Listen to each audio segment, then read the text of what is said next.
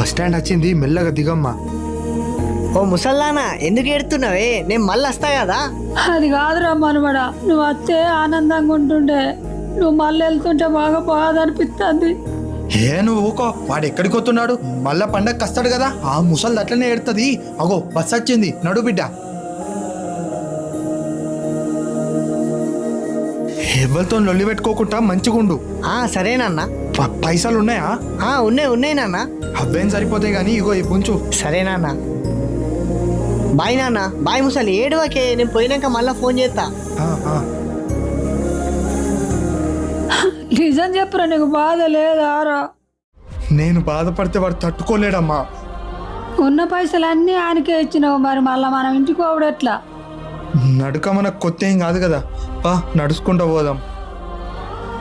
మీ ముందు నవ్వుతున్నాను కానీ మిమ్మల్ని వదిలి వెళ్తుంటే బాధగా ఉంది.